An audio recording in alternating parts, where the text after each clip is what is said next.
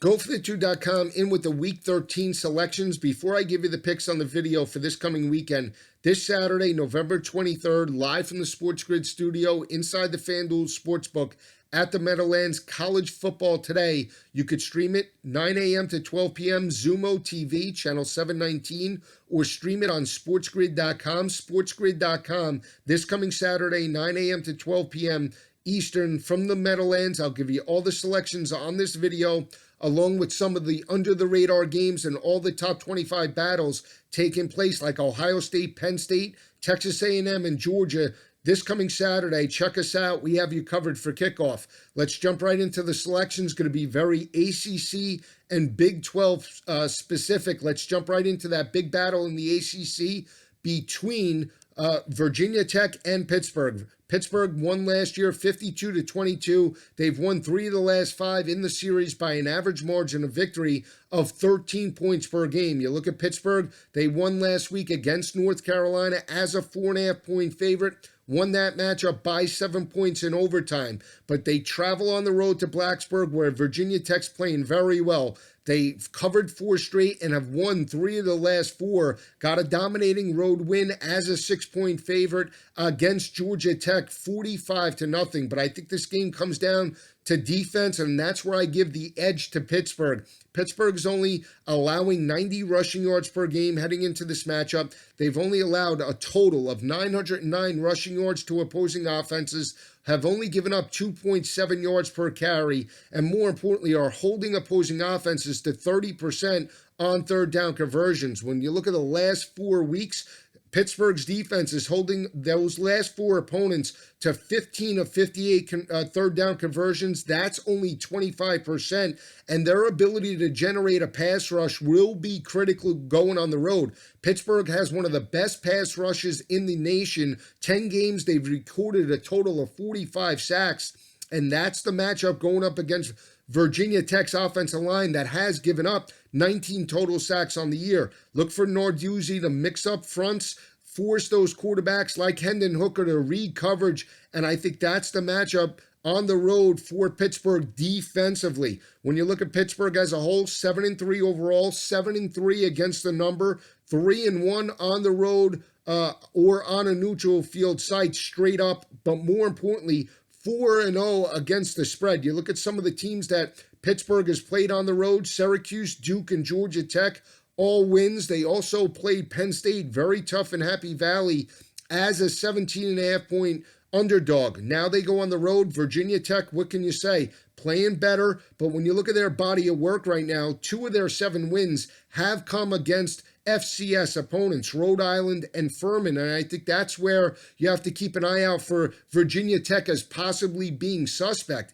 Their FBS wins in terms of combined winning percentage in 2019, just 20-30 overall. That's a 400 winning percentage. Think the wrong team is favored in this matchup. I think Pittsburgh wins a very close ball game. Think it could be 3 to 7 points late in the fourth quarter before they pull away for a 10-point victory. Pitt runs away with a 10-point win in Blacksburg and moves to 8-3 on the year. Let's look at the other big battle taking place in South Bend. It's between Notre Dame and Boston College. I've been on Notre Dame in back-to-back weeks against Duke and Navy. They haven't disappointed. They dominated Navy last week for a 25-point home win. They jumped out 31-0, never looked back, but they did allow 281 rushing yards to Navy's offense later in that matchup, and I think that could be a concern going up against a Boston College team coming out of a bye week. Now, the teams haven't played since 2017. Notre Dame did win that matchup back then 2 years ago, 49-20. But I think this matchup favors Boston College to keep this game close. Let me tell you why. You look at Boston College's offense in back-to-back weeks. 490 rushing yards a couple weeks ago, and 2 weeks ago against Florida State, they pounded the rock for 281 yards on the ground. So I think that's the matchup going up against Notre Dame's front seven that has allowed 169 rushing yards per game. Notre Dame went from a triple option attack that runs them sideline to sideline, going up against a very physical, now heavy offensive line in Boston College that has an extra week of preparation. Corey Dillon, big back that's averaging 5.3 yards per carry, 13 rushing touchdowns, 1,435 yards.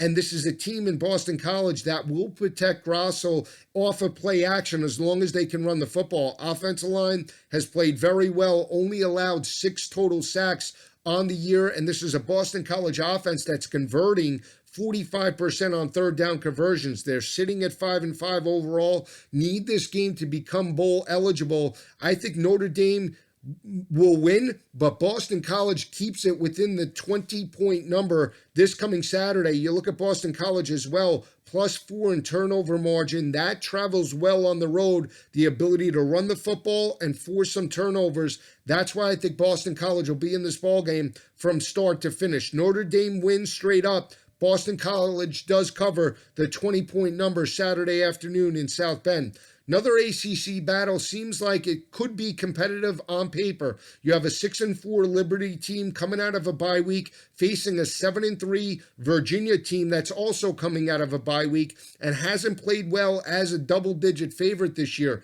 Virginia, as a double-digit favorite, just 1-4 and only covered against an FCS opponent.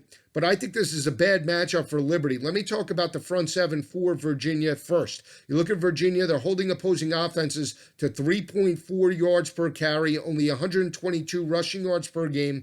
And more importantly, they have recorded 34 total sacks on the year. Now, they have the better quarterback in Bryce Perkins, but when you look at Liberty's body of work, 6-4 overall, straight up 5-5 against the number, you got to look at some of the teams that they've played. Liberty hasn't defeated an FBS opponent with a winning record. They defeated Buffalo, who's sitting at 5-5 overall, Hampton, which is an FCS opponent, Maine, which is an FCS opponent, New Mexico State, and UMass. Those teams combined 9-32 overall, or a 280 winning percentage. With Bronco Mendenhall's team coming out of a bye week, with the extra week of preparation and the fact that they only beat this team last year by 21 points, I think Virginia paced Liberty in this matchup. Line opened up at 19. It's down to 16.5.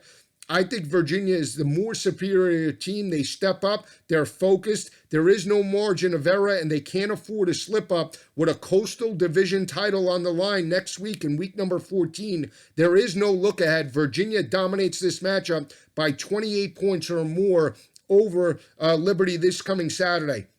Let's talk about the battle in Norman. I know I was on Oklahoma.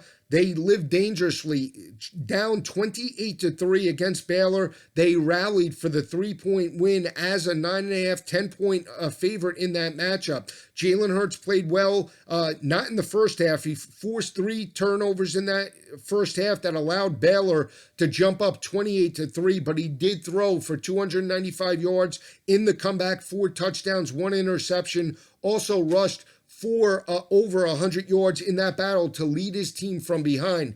Oklahoma, they live dangerously, and now they haven't played well in terms of the spread perspective, have failed to cover in 5 of the last 6 games, now face a team in TCU that they've dominated in recent years. Won this matchup by 25 points last year, 52-27, and they've won 5 straight in the series by an average margin of victory of 14.6 points per game. You look at the flip side for TCU. I was on Texas Tech last week. They found a way to cover that 3.5-point number and losing only by 2 points. This is back-to-back road games for TCU, and they haven't fared well in 2 ways. Straight up, they're 1-4 on the road, and more importantly, 1-4 against the number, straight up and against the number for TCU. Even though TCU is sitting at 5-5 and has the ability to become bowl eligible, I think this is a bad matchup, number one, and I think they could possibly be a tired football team. I think the speed of Oklahoma is the difference. The mobility and athleticism of Jalen Hurts creates some plays outside the pocket, and I'm still not sold on Max Duggan in terms of a consistent quarterback. TCU only converting and completing 56% of their passes, even though Dugan stepped up for 323 yards last week. Now Oklahoma, I think, will be smelling blood. There is no margin of error. They jumped up early a couple of weeks ago against Iowa State and let them back into the matchup. I don't think it happens this week. I think Oklahoma wins convincingly, 24 points or more over the Horned Frogs this coming Saturday.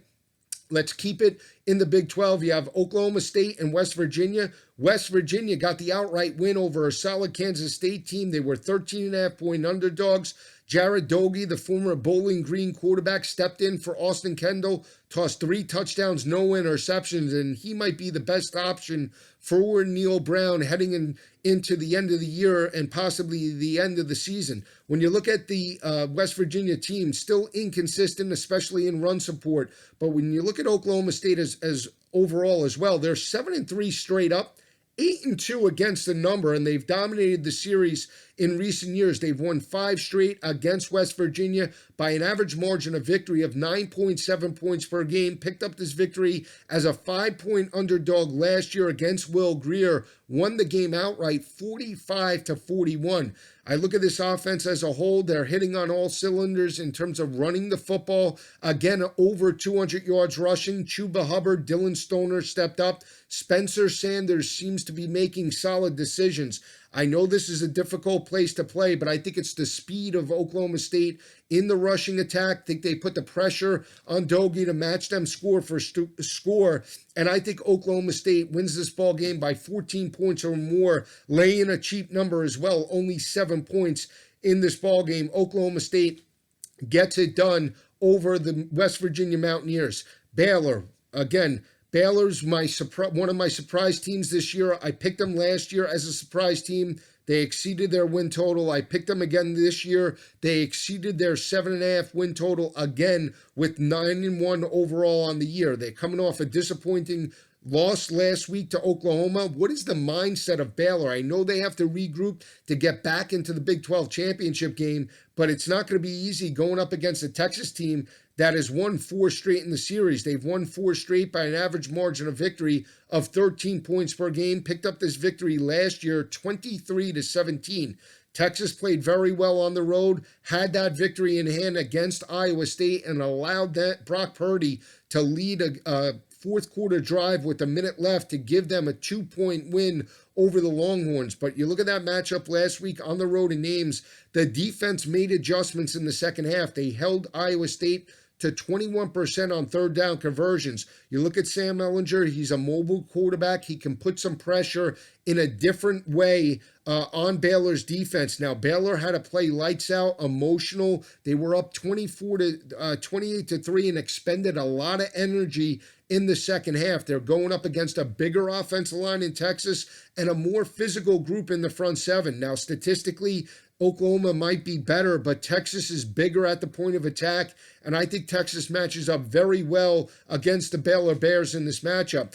When you look at Texas overall as well, 4 losses on the year, a disappointing year for Tom Herman, 6-4 overall. He's a better underdog coach than he is as a favorite. He covered as an underdog last week, catching 5.5 points this week. I think they run the football, wear down Baylor, and I'm still not sold on Charlie Brewer and the consistency of Baylor's offense. Baylor's still only converting 38% on third down conversions. They couldn't come through with a critical interception with the game on the line as well. That's another concern heading into this matchup. On the flip side, you have a Texas offense that's converting 50% on third down conversions. They're +4 in turnover margin, and I think that travels very well going on the road in Waco. I think Texas gets the upset. 7 points, 35-28. Texas gets it done over Baylor. Rivalry game. We saw one last week with Michigan State and Michigan. Michigan State did not cover the number. I picked that on the show. It was a wrong pick by me, but I'm going back to the well with an underdog special here. UCLA on the road against USC. When you look at UCLA, USC has dominated the series. They won 3 of the last 4 and have won those by an average margin of victory of 15.6 points per game. But UCLA did get this victory last year, 34-27. UCLA sitting at 4-6 overall, needs this game just in order to become bowl eligible. The line opened up at 12.5. More importantly, it jumped up to 14 in some books, and UCLA, to me, is a live dog in this matchup. Couple of factors. The strength of UCLA, even though they didn't run the football against Utah, is their rushing attack with Joshua Kelly and DTR. You look at Joshua Kelly and that offense overall, when they had a winning streak over the last few weeks, they were able to rush the football for over 200. The front seven of Utah shut that down, held them to 50 yards rushing in that battle, made them one-dimensional, and forced the game on DTR's shoulders, put them into long third downs. When you look at the weakness, though, of USC, it's in run support. This front seven in USC is giving up 167 rushing yards per game. They allowed Cal to rush for 138 last week, even though they dominated that matchup. When you look at UCLA as a whole, they're going to need to run the football, keep Keaton Slovis and those wide receivers on the sidelines. And if they start fast in this matchup, could put some pressure on USC's defense in this ballgame. Here's another factor why I like UCLA in this matchup. You look at USC, their offensive line, still not playing well. They've allowed a total of 21 sacks as a defensive unit. Over the last 4 weeks, UCLA's front seven has been able to generate pressure. Last 4 games, UCLA has recorded a total of 15 sacks. They even got 3 sacks last week against Tyler Huntley and that offensive line of Utah. So I think they can force Keaton Slovis into short to intermediate throws underneath coverage. And USC as well, still not playing disciplined. They're committing 7.3 penalties per game for a total of 74 yards per game. And in a rivalry game, that can be a factor. Give me UCLA with the points. They might not win this matchup, but they can cover the 14-point spread this coming Saturday against USC. I'm just getting started. Follow the College Football Today studio show this coming Saturday, 9 a.m. to 12 p.m. Eastern, FanDuel Sportsbook, Sports Grid Studio. This Saturday, 9 a.m. to 12 p.m., Zumo TV, channel 719. Hit me up on Twitter, @GoForThe2, or stream it at sportsgrid.com. Have a great week, everyone. I'll see you Saturday.